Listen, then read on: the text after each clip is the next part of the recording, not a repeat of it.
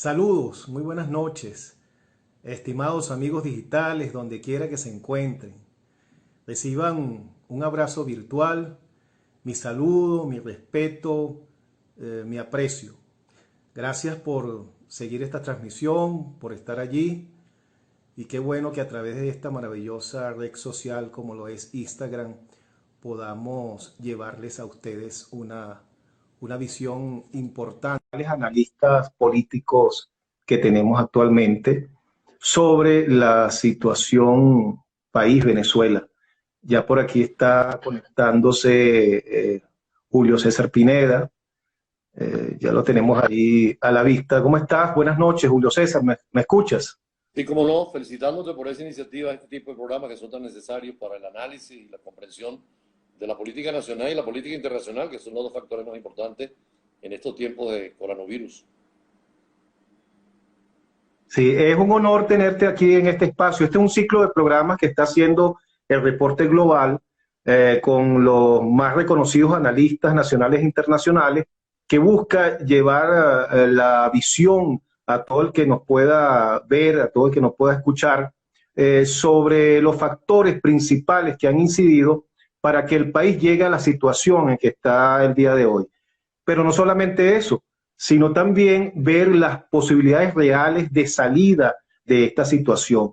En el marco de eso, Julio César Pineda, embajador, profesor universitario, columnista reconocido, tiene un programa muy connotado, muy seguido, que es Brújula Internacional por Globovisión, todos los días lunes a viernes a las 2 de la tarde y también por Unión Radio.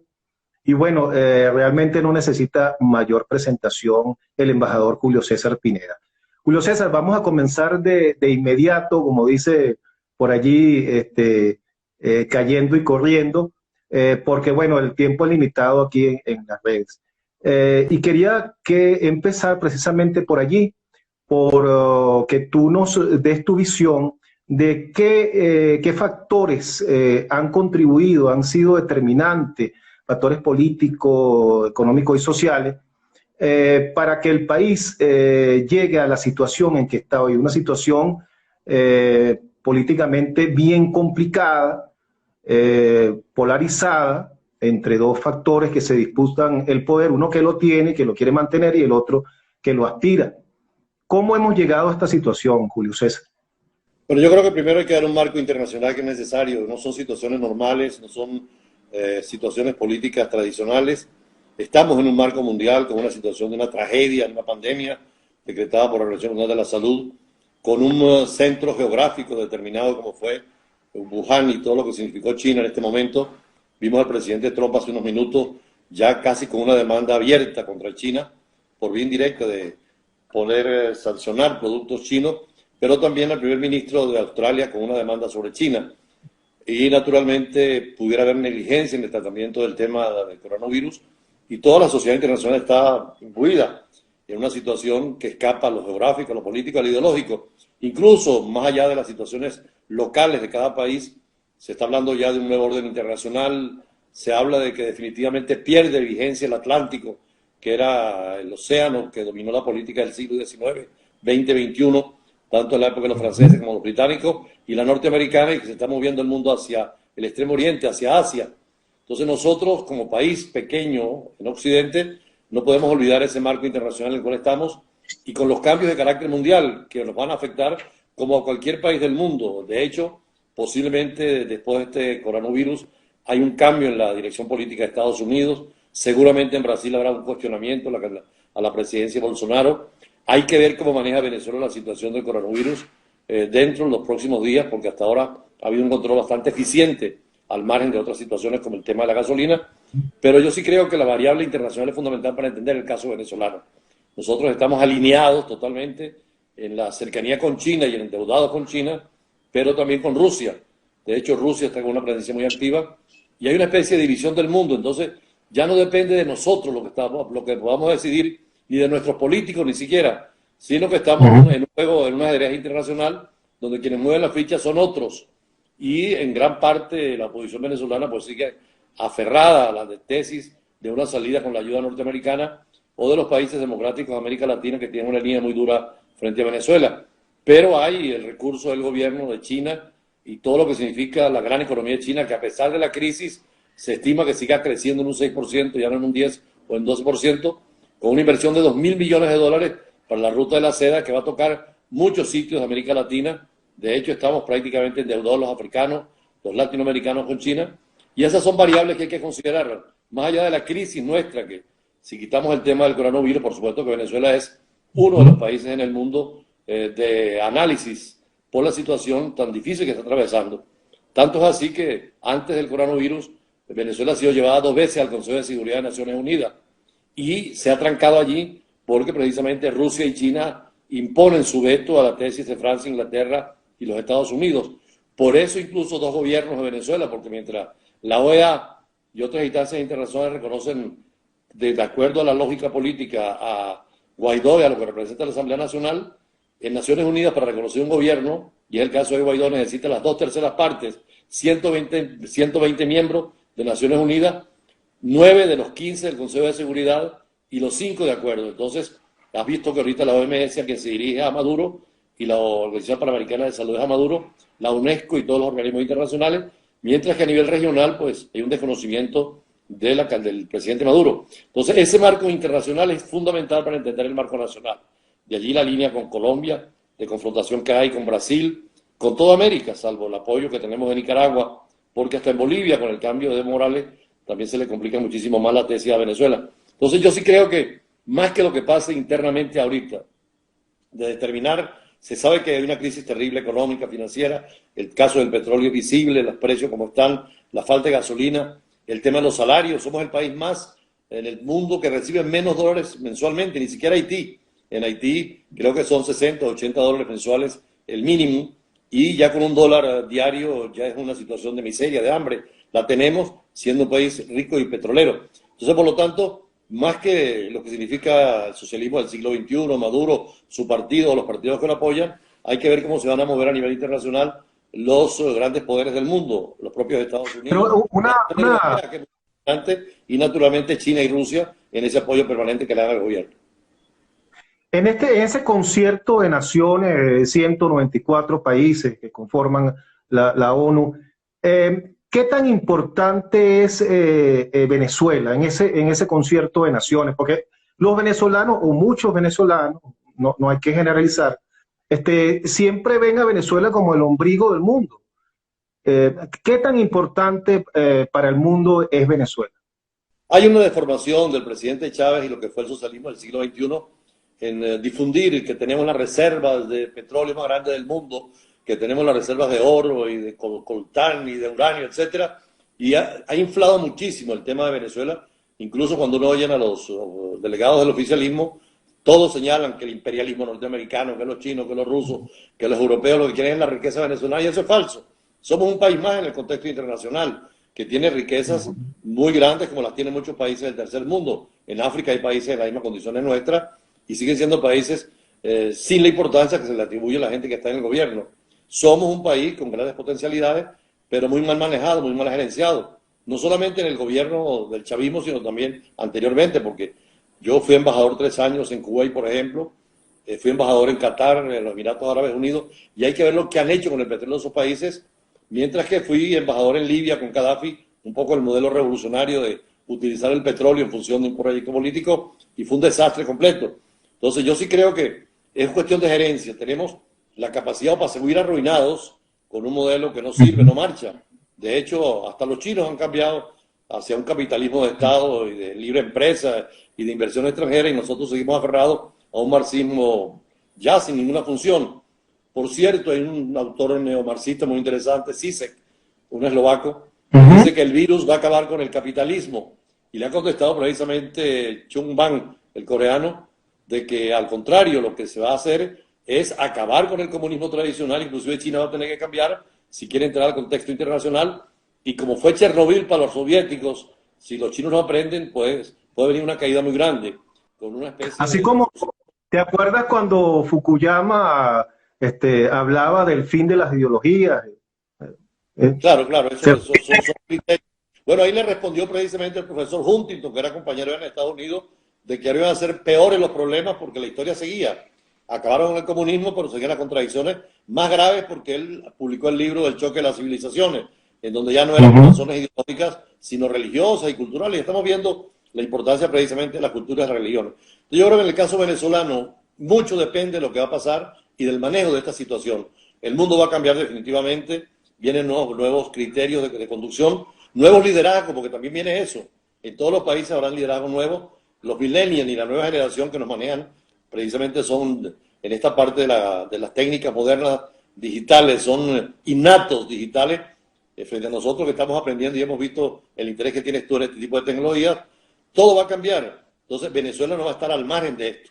Y hay una dinámica que va a ser nueva, a lo mejor con nuevos dirigentes, con nuevos proyectos, con nuevos principios y posiblemente que el propio presidente Maduro se dará cuenta que de nada va a valer seguir el modelo que tiene.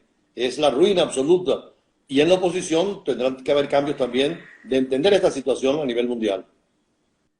Está más cerca Venezuela, el gobierno venezolano actual, ¿está más cerca de China o de Rusia? ¿Con quién tiene mejores relaciones y al final esas relaciones, quién puede ayudar más en este momento al gobierno venezolano? Mira, no depende de nosotros, depende de ellos. Hay dos criterios interesantes. Uno, que los chinos se han dado cuenta que su marxismo y su comunismo tiene que ser pragmático, no eminentemente ideológico e idealista. Es un poco lo que pasó con Fidel Castro, que uno de los errores de Fidel Castro es esa ideología y ese idealismo permanente. En cambio, hoy en día hay una dirección cubana más pragmática, más realista, de entender que el mundo tiene problemas y dificultades y que hay que dialogar y conversar, y que ya pasó el tiempo de los sueños revolucionarios, de querer implantar un modelo. Entonces, en este caso, los chinos no les importa comerciar con quien sea, de derecha o de izquierda, siempre que logren sus objetivos. Son más pragmáticos, más egoístas. Los rusos ven el interés de Venezuela porque es tener una plataforma en el mundo occidental y cerca de Estados Unidos. Un poco lo que tuvieron con Cuba, inclusive implantando misiles muy cercanos de carácter atómico, que nos llevó en el 62 a casi una guerra mundial entre Estados Unidos y Rusia. Afortunadamente, en ese caso, Khrushchev y Kennedy le dieron margen a la diplomacia y no a la violencia, y no se cumplió aquello precisamente que tú hablabas del fin de la historia, hubiera sido una guerra definitiva. En este caso, por supuesto que los chinos tienen mucho dinero metido en Venezuela, tienen mucho interés, no solamente en Venezuela, negocian con Paraguay, que es de derecha, y negocian con Centroamérica, y están haciendo grandes desarrollos. Hay más pragmáticos los chinos, y depende de la respuesta que le demos a los chinos, pero los rusos actúan más en función de la estrategia del ajedrez mundial, y sobre todo que saben que es un puente importante para ellos en su combate y en la confrontación con Estados Unidos. Irán en este concierto y esa relación con el gobierno venezolano, ¿cómo lo ves tú? ¿Cómo ves ese acercamiento? Mira, Irán sí tiene un peligro para los Estados Unidos muy importante que no tenemos nosotros, o para los rusos, que es vital. Irán tiene el mayor ejército del Medio Oriente. Irán tuvo 8 años de guerra con Irak, venció a Saddam Hussein, que es la armada más importante de la región. Irán es chiita, no es sunita. Los sunitas son un poco más modernos, los chiitas son más radicales, más ideologizados, más dispuestos al martirio, al sacrificio. Por eso fue una apuesta muy arriesgada de Trump eliminar a Soleiman, el hombre más importante de Irán, y golpear al Estado iraní. Esto le da a Irán también una situación difícil en este momento porque el embargo les ha golpeado terriblemente.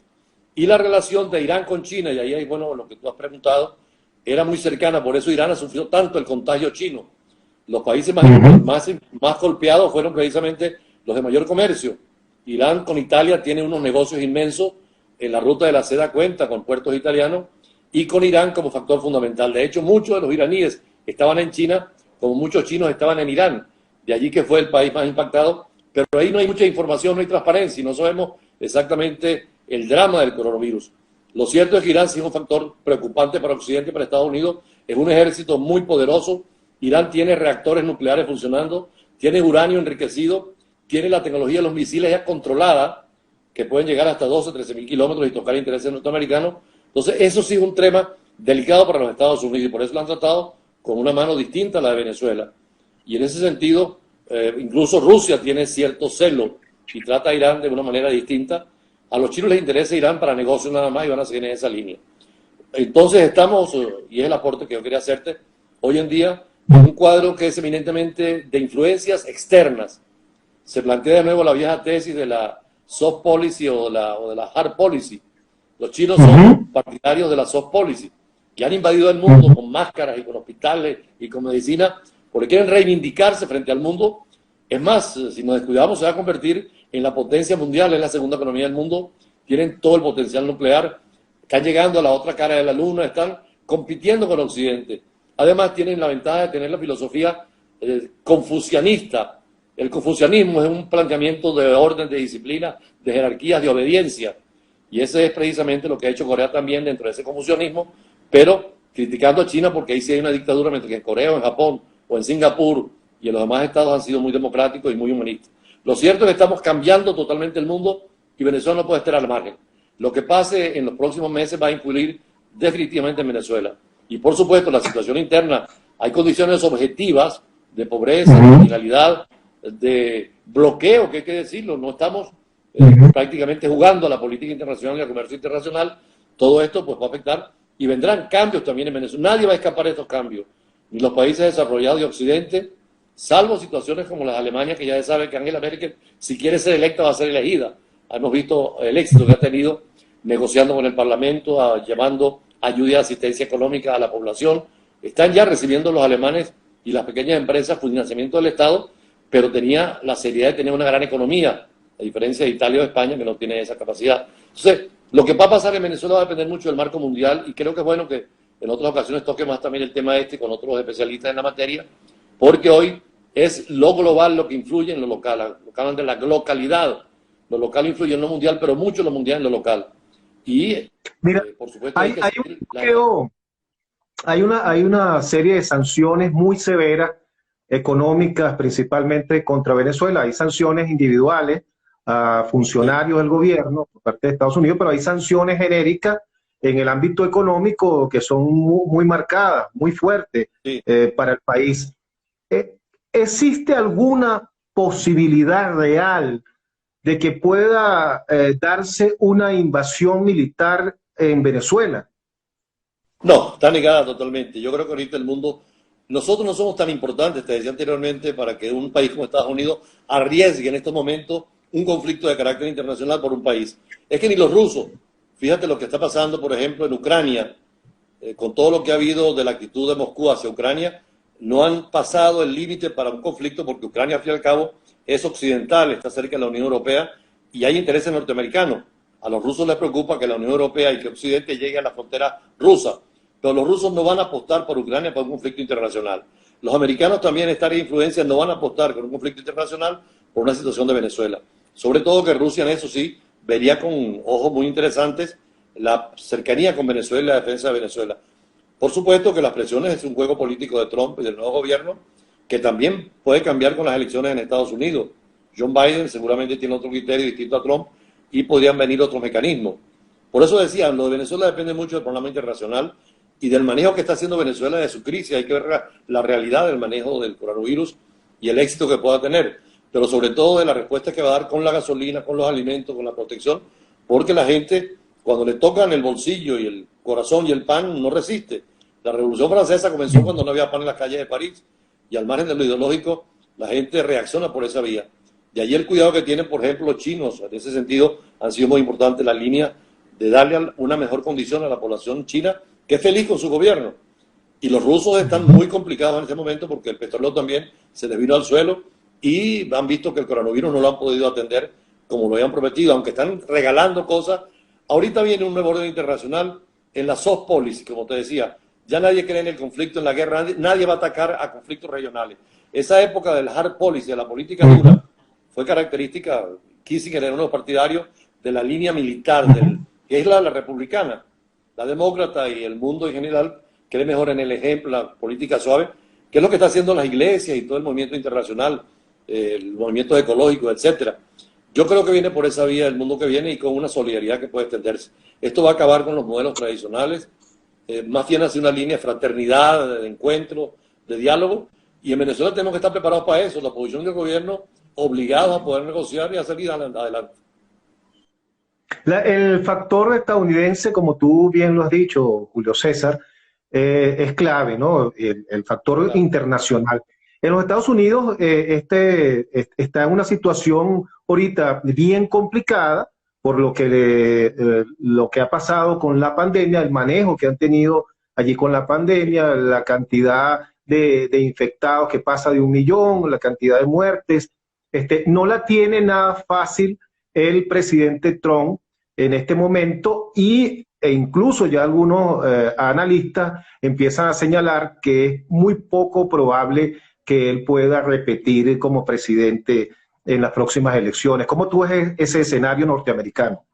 Es más, no solamente Estados Unidos, es que Occidente está perdiendo el prestigio internacional.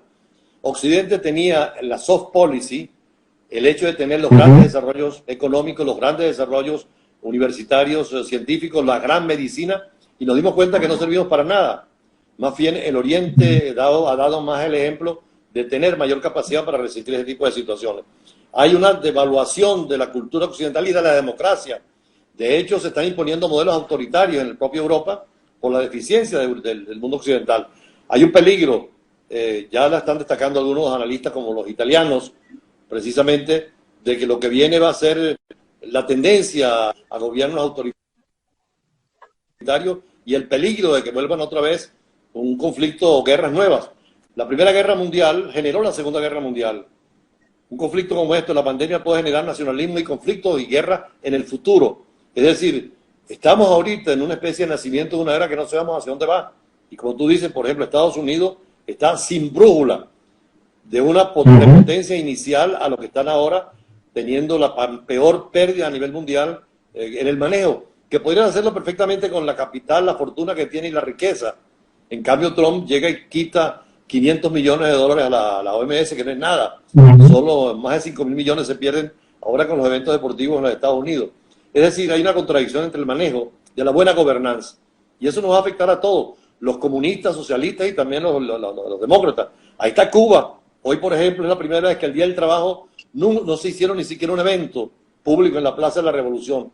Vimos ahí al Che Guevara y a Fidel Castro solo, convertidos en piedra, y la gente, bueno, están pensando en otras cosas, en la vida personal. Esto puede llevarse por delante muchos gobiernos de izquierda y de derecha, y viene un replanteamiento mundial que es bueno estudiarlo con los teóricos de la ciencia política, porque después de que las pandemias siempre, desde Grecia, la primera pandemia griega en la época de Pericles, que era el gran desarrollo democrático, el crecimiento poblacional, Atenas, el Partenón, todo eso fue hecho por ellos. Vino la famosa pandemia y acabó con todo eso en la inseguridad y la estabilidad. La guerra, la gripe española, ¿qué hizo? Acabó también con un orden viejo de los imperios, se acabaron los imperios, vino un proceso de repúblicas y de gobiernos de otro índole, bueno, y produjo la Segunda Guerra Mundial. Es decir, estamos a punto también de un parto de la historia que no sabemos cómo va a ser. Por eso es importante, pues, poder conversar y es más hacia el debate ideológico y conceptual, no hay nada establecido. Y los políticos no saben qué hacer. Tú lo has dicho, en Estados Unidos está totalmente el cuadro político negado. Precisamente sobre eso te quería preguntar. En el marco de esta situación que nadie sabe hacia dónde nos va a llevar, que uno, como tu persona, lo está manifestando en este momento, son optimistas a que nos va a llevar a cosas mucho mejores, a un orden mundial mejor. Otros no son tan optimistas, pero la dirigencia política en este momento, en este caso la venezolana, está a la altura de esta situación y de lo porvenir. Mira, no solo la venezolana. Ahorita hay un criterio que está muy preocupando al mundo de que se están estableciendo presidencias imperiales, prácticamente dictaduras democráticas. Los ejecutivos han tenido el control de todo. En España ahorita hay un drama horrible político porque el gobierno recurre a decretos por vía ejecutiva y se desconocen los parlamentos. En Bolivia acaban también ahorita con un problema interno por el problema electoral. Se han dejado de lado todas las elecciones. Y es un peligro porque acá y en cualquier lugar, si se maneja mal esto, es afianzar gobiernos autoritarios de derecha y de izquierda. Chile logró calmar las manifestaciones y todo a raíz de la pandemia, con intereses políticos muy claros. Como en Venezuela también han aprovechado de concentrar mayor poder político. El Parlamento nuestro no está haciendo nada, ni en la Asamblea Nacional, ni la otra Asamblea Constituyente. Se han dejado todo a manos del Ejecutivo. Y quien informa es el Poder Ejecutivo prácticamente, en vez de ser los médicos. Angela Merkel ha dado una sola rueda de prensa en toda la crisis de la pandemia. Y siempre rodeada de científicos e intelectuales y gente que sabe de política, pero sobre todo en materia de salud. Es decir, Todo esto va a ser una situación de crisis global que incluso en las izquierdas, ahí está el caso de Nicaragua, se está llevando por delante a Daniel Ortega el tema del coronavirus con una política absolutamente equivocada, donde prefirió perderse 1 o 2 meses de la vida de la escena política. Pero también puede llevarse mucha gente de derecha conservadora. Bolsonaro, que tenía el afecto de toda la derecha y hasta intenciones militaristas, se lo van a llevar por delante con esta situación y no privilegiando a Lula ni a la izquierda, porque también los acusan del manejo corrupto de lo que ha pasado. Yo creo que viene una generación nueva de políticos y hay que ayudarlos, que estudien, que se formen, que no sean en el ejercicio de la política diaria. ¿Cuál es el éxito de Angela Merkel? Angela Merkel es doctora en química y en física, con una disciplina intelectual. Los grandes jefes, lo mismo ha pasado con Australia, lo mismo ha pasado con Suecia, es gente que sabe manejar con criterios nuevos la situación del mundo. Yo creo que a los políticos nuestros hay que ponerlos a estudiar y este tipo de foros como el tuyo ilustran, porque tú tienes allí gente de primera línea, cada uno en su concepto y en su criterio, pero abriendo caminos. Al fin y al cabo, el debate tiene que ser intelectual. Decía Lenin que no hay ningún proyecto político revolucionario sino una teoría revolucionaria. Y los cristianos pensamos también con San Juan. En el principio era el verbo se hizo carne, es decir, hay que estudiar, hay que tener y saber hacia dónde vamos. Aquí no tenemos un modelo de país después del coronavirus, qué vamos a hacer en la oposición y qué va a hacer el gobierno. Estamos metidos en la hecatombe del desorden y viviendo cada día como podemos, pero no hay un proyecto de país al salir de acá. Por eso decía Ular Pietri hace poco, y lo está pasando por ahí un video, que el día en que el precio del petróleo bajara como bajó, hay que llamar a la Cruz Roja en Venezuela para que nos auxilie, nos ayude. Sí. Y es lo que está pasando en este momento. Siendo el país con los mayores recursos y la posibilidad de tener un Medio Oriente en las manos nuestras, un Emirato, Guyana que está al lado de nosotros, si no hacemos nada y nos quita el Esequibo, va a tener petróleo más fino y más caro que el nuestro y va a tener un desarrollo mejor que el nuestro porque no estamos llegando a acuerdos fundamentales. En cambio, en esos países hay un criterio de nueva generación, un criterio político y de futuro. Hay un ensayo de Mario Vargas Llosa que se llama La civilización del espectáculo. No sé si has tenido la oportunidad de leerlo, pero allí él hace un planteamiento y dice que las figuras que en otras épocas lideraban al mundo, como eran los científicos, los académicos, fueron desplazados por los artistas, ¿no? Por la farándula. Específicamente señala él, en función de lo que tú estabas diciendo hace un momento, el mundo reclama entonces la vuelta de los más capacitados científicos y académicos a la conducción del mundo. Mira, hace 2 semanas Vargas Llosa publicó un artículo en El País, se lo recomiendo, creo que se llama Del retorno a la Edad Media, donde él plantea, yo lo leí. Y donde plantea precisamente que estamos en esa situación creyendo más en brujos y en adivinos y en tipos que no tienen ninguna experiencia, y plantea el drama de que, aparte de un problema filosófico profundo, que es que, dice él, la muerte nos recuerda que siempre la peste nos recuerda siempre que estamos cerca de la muerte. Por eso hay que aprovechar estos tiempos para planificar cosas nuevas. Cuando Albert Camus escribe La peste en 1947, es una excusa, es una metáfora para hablar del tema del nazismo y el fascismo. Y 10 años antes habían escrito también la fiebre, la enfermedad blanca, algo también, una mención sobre el nazismo y el fascismo. Yo creo que es tiempo en esta situación de llamar a los científicos, a los estudiosos, a los universitarios, a los que puedan planificar mejor. Es la única forma de poder salir adelante. Yo creo que improvisando... De estos políticos, de estos líderes mundiales, políticos que han dirigido la política mundial en los últimos años, ¿a quién rescatarías de esos líderes? Hay un problema también de tradición, de educación. Cuando uno habla, por ejemplo, los alemanes hablan de disciplina, de seriedad, de esfuerzo, de estudio. Fíjate el caso alemán. Van a elecciones, Partido Demócrata Cristiano y Partido Socialdemócrata. Se atacan y se destruyen. Cada uno quiere el poder.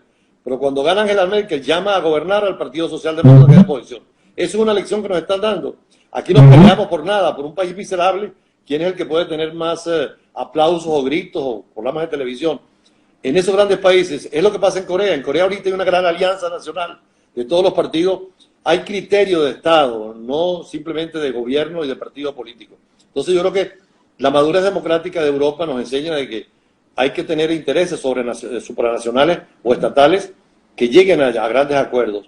Y en general ha habido reacciones buenas en el mundo en las grandes democracias, las que puedan salvarse.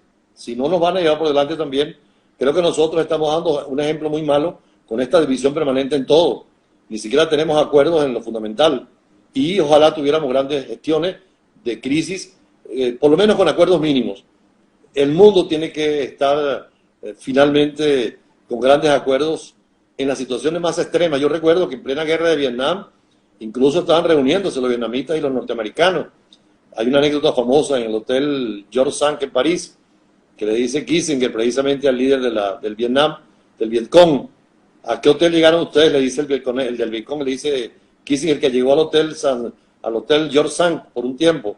Y cuando le pregunta a Kissinger: ¿y ustedes qué hicieron? No, nos compramos una casa. Pues en la mentalidad oriental, la negociación puede ser muy larga, en la occidental, mucho más corta. Fíjate lo que han hecho, por ejemplo, los vietnamitas. Unieron al norte y al sur, siguen con su comunismo, pero abierto al capitalismo, a la libre empresa. Los chinos mismos nos están dando una lección. Han aprobado la propiedad privada, están propiciando la inversión extranjera, han democratizado algo, y es lo que esperamos que ahora puedan democratizar más si quieren conducir la historia. Aquí en el tema ahorita no es quién gana. Aquí vamos a tener un balance después del coronavirus, quiénes son los ganadores y quiénes los perdedores. Y lo importante es ganar para la historia. Por eso yo creo mucho en la soft policy, en la política del ejemplo, o en la smart policy, en la política inteligente, que desgraciadamente en el caso de Estados Unidos no está ahorita. Lo tenía muy brillantemente el propio presidente Barack Obama, que llegó a acuerdos con Irán, donde embarcó también a los europeos y hubo una paz tranquila. Irán vendió su petróleo, se calmó, renunció al arma atómica y teníamos una convivencia. En cambio viene Trump y rompe otra vez y confronta militarmente. Y bueno, de todas maneras, cambiará tanto que hasta Corea del Norte posiblemente digamos buenas noticias en pocos días.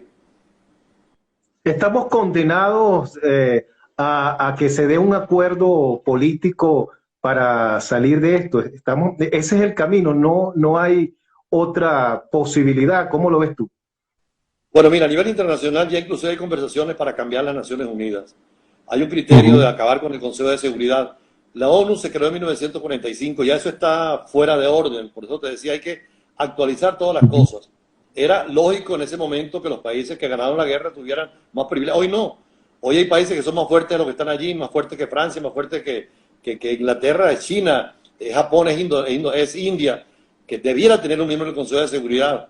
Es Sudáfrica. Es decir, el mundo ha cambiado y las instituciones no. Y ahí lo importante de que, internacionalista, por cierto, voy a recomendar a Oscar Arnal para hablar un día del tema constitucional, porque lo escuché en estos días, de lo que son las nuevas constituciones y el mundo cómo viene esa reorganización internacional. Tú eres fundador del movimiento ecológico y eres un ciudadano del mundo muy preocupado por el factor ecológico. En la conciencia del ser humano post pandemia tenderá a mejorar el trato hacia el planeta. Decía un filósofo español, Javier Zubirí, que el hombre del siglo XX, XXI se ha quedado más solo aún, sin mundo, sin Dios y sin sí mismo. El griego y el antiguo creían en el mundo, disfrutaba del mundo, lo vivía bien. El medieval creía en Dios y era feliz en Dios, rezando y renunciando a la riqueza y al mundo. El hombre del Renacimiento creía en el hombre, en la fe, en el progreso, en el desarrollo, en el arte. Hoy no creemos en nada, hay que rehacer un poco el concepto de la humanidad. Y yo creo que ahí viene el gran reto y el gran desafío. Y eso es mediante la cultura, la educación, la ciencia. Ha visto que en estos tiempos el hecho de que la gente encerrada medita más, estudia más, lee más, los libros han vuelto a salir de los estantes, hay una preocupación por la parte intelectual. Y el ambiente se ha convertido en algo fundamental. Yo fui embajador en Corea, yo recuerdo que ver los mercados asiáticos, donde conviven las especies, además del oriental, quiere la presa viva y ahí hay todo tipo de animales salvajes con animales domesticados y viene todo ese mal manejo. Ya China acaba de prohibir ahora los sweat markets, mercados húmedos, y están impidiendo también el consumo de los vampiros, que los veía uno ahí como los vendían, y también los perros en las aulas para llevárselos a su casa. Yo creo que esa parte el mundo va a ganar en el tema ecológico y ambiental. Y viene una generación que es la nueva, la de los suecos y estos muchachitos de los viernes, que están manifestando en sus casas cada viernes. Hoy precisamente hay una gran manifestación mundial desde sus casas pidiendo un cambio en la política hacia un mundo ecológico y ambiental. Y hoy en día, bueno, Europa nos está dando el ejemplo con programas de eliminar la contaminación, sobre todo sónica, también la contaminación ambiental, y con programas y proyectos, incluso con el mercado de carbono para seguir contaminando, pero en el tercer mundo con proyectos y planes de programas verdes. Lo de Bolsonaro ya pasó de moda, eso de que se le queme la selva, y diga que eso es de su gobierno y es autoridad brasileña, es falso, porque ahí está el 20% del oxígeno del mundo, lo mismo que otras catástrofes naturales, y ahí es donde viene el tema de China y las catástrofes, que cuando alguien comete un daño ya no es un daño nacional, sino que es internacional, es un bien común universal, y pueden venir sanciones y ojalá y vengan. Por eso, nuevo derecho penal internacional, nuevos criterios de seguimiento y sanciones si son necesarias. Yo creo que lo ecológico va a ser determinante. De hecho, vemos la cantidad de eventos. Yo estuve en el de París, el evento donde firmaron el acuerdo que ahora Trump echó para atrás porque no lo ratificó, pero las potencias por lo menos llegaron a acuerdos para fortalecer todo lo que fue en Kioto, el tema de la contaminación. Se están acabando las especies, se está acabando la selva. El drama es terrible. ¿Cómo ha ganado ahorita la naturaleza con esta falta de actividad, con no quemar hidrocarburos? Hay que ver los parques, las montañas, cómo se han rejuvenecido. Los glaciares se han vuelto a tener su nieve, y los animales, sobre todo, que los tenemos tan sacrificados, se sienten más libres como nunca. Nos ven a nosotros encerrados como los vemos nosotros a ellos. Sí, y bueno, también la situación del petróleo va a acelerar la posibilidad de las energías alternativas, ¿no? Esta situación de la caída de los precios del petróleo, eso va a contribuir positivamente a esas investigaciones que se hacen y ya a esa práctica de la energía alternativa menos contaminante, ¿no? Y también se prevé un resurgimiento de los grupos ecológicos, de los grupos ambientalistas en el mundo, que también será algo positivo post pandemia. Finalmente, Julio César. El Parlamento Europeo son 750 diputados, 750, a diferencia del Parlamento Latinoamericano, que aquí tenemos diputados, el mismo número, 12 por cada estado. En Europa son por la población, 70 tiene Alemania, pero tiene 6 Malta y Chipre, que son pequeños, y hay ya un 30% de diputados ecologistas de todos los países, proyectos ya ecologistas globales. Y precisamente se le pide a China, es una de las cosas que se le pide ahorita, el no tener simplemente ganancia económica, que es igual que el capitalismo clásico y tradicional, sino ver el ambiente, y creo que nos va a enseñar esta pandemia. Uno mismo, ahora en su casa, pues aprende a tener cosas más sencillas, a saber que muchas cosas son secundarias, sin importancia, en la comida, en la ropa, en la habitación, en los gastos que se hacen. Ojalá que aprendamos algo. Siempre, todas las pandemias en la historia de la humanidad, fue la gripe española, fue la peste negra, se cuestionaba el orden religioso con la peste negra, pero también el orden político. En el caso de Inglaterra, empezó el pueblo a tener labor fundamental frente al feudalismo y a los dueños, y a imponer precisamente la clase trabajadora su principio. Hoy, que es el Día del Trabajador, ahí nace todo ese movimiento de reivindicaciones precisamente. Sí, Julio César, bueno, hemos llegado ya al final de esta agradable conversación con tu persona, de verdad, muy agradecido por tu participación en el marco de estos programas especiales que estamos haciendo. Y quisiera que nos enviaras un mensaje a los venezolanos que nos están siguiendo y que también posteriormente van a ver también esto a través de las redes sociales. Yo creo que es importante, sobre todo las generaciones nuevas, tener la visión de la globalidad. Hoy en día, como nunca, al margen de que algunos nieguen los procesos de la globalización o de la mundialización, tenemos que llegar a estructuras supranacionales. El Estado nacional, pequeño, con su política interna, está cediendo a los grandes estados regionales. Esto es la Unión Europea. El europeo piensa más como español que como español o como alemán o como italiano en ser europeo. El pasaporte europeo dice Unión Europea. Nació con 6 países en 1957 como Comunidad Económica Europea. Hoy en día son 27 países con la salida del Reino Unido, pero tiene una mentalidad regional, un poder regional que está equiparando y frenando a Estados Unidos y a Rusia y a China. Ojalá que en América Latina las nuevas generaciones pensemos en función regional, tener un Mercosur que funcione y que actúe, una comunidad andina que vuelva a ser fuerte, un mercado común centroamericano, un CARICOM, y nuevas estructuras no ideologizadas como quiso el socialismo del siglo XXI con el sistema económico latinoamericano, la CELAC y todo esto, sino un criterio regional, con partidos políticos inclusive regionales, que no sean solamente nacionales, porque los problemas son más allá de las fronteras. Yo creo que hay que llamar a los jóvenes nuevos que quieran hacer política.